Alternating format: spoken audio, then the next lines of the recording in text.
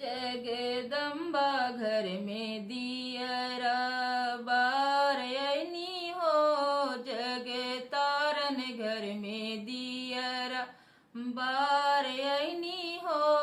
जग तारन घर में दियरा बार अइनी हो। सोने की झारी गंगा जल पानी, सोने की झारी गंगा